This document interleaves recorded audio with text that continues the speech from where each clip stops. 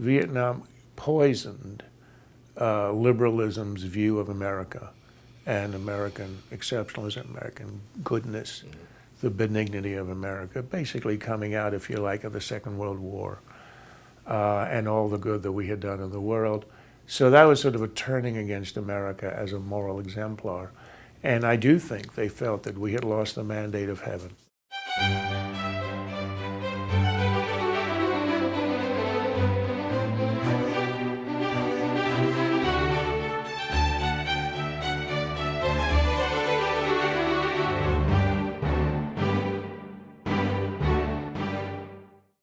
Let's talk a little bit about American foreign policy.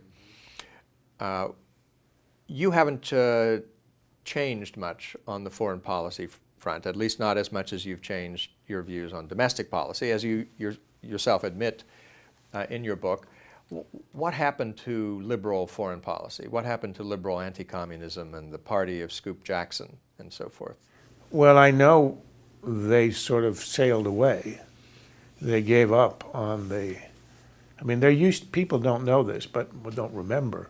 But by the mid-70s, there was still a very significant part of the Democratic Party that was rather conservative on foreign policy.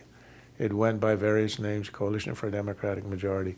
People like, as you say, Scoop Jackson, Paul Nitze, Pat Moynihan.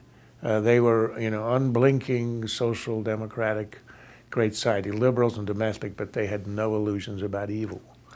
And that they have disappeared. The Democratic Party, one by one, either they decided to abandon that, they left the last of the Mohicans really is Joe Lieberman, and the fact that he's had to leave the party was pushed out as sort of a symbol of how the Democrats gave up on the Cold War. They love to say, oh, the Cold War was a time when we all agreed. Everything was so simple. Clinton used to say that.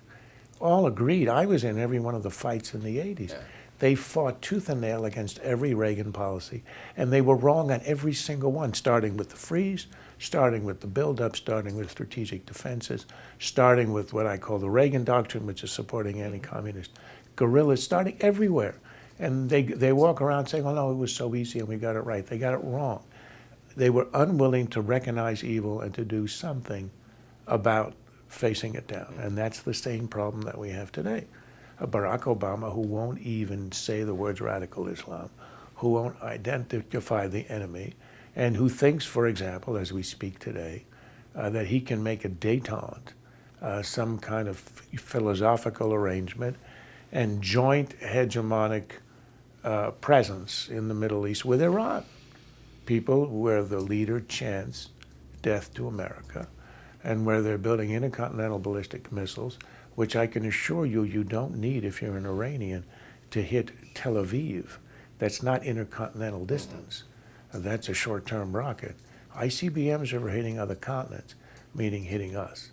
And that's the same philosophical strain that I'm afraid has afflicted the Democrats since the Vietnam War, when that part of the party, the John Kennedy part, the Hubert Humphrey part, the Harry Truman part, which was we will bear any burden, and that was less important in the end of that sentence, this is Kennedy's inaugural address, to secure the survival of liberty. And that was their credo, and they gave it up after Vietnam. Was it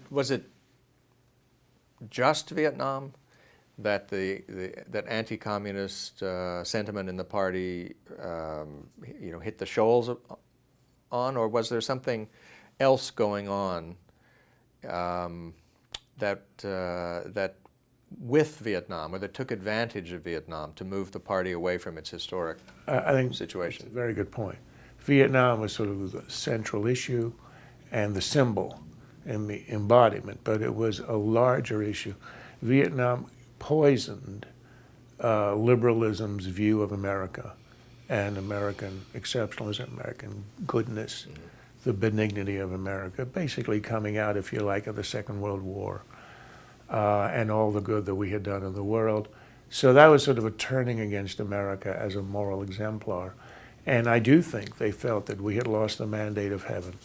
We had lost the moral authority to be the hegemonic nation that we were and largely still are, and therefore, or to put down the mantle.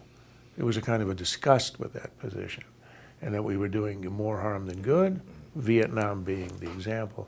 So it was a turning against the culture. That's why it was called the counterculture, turning against Americanism.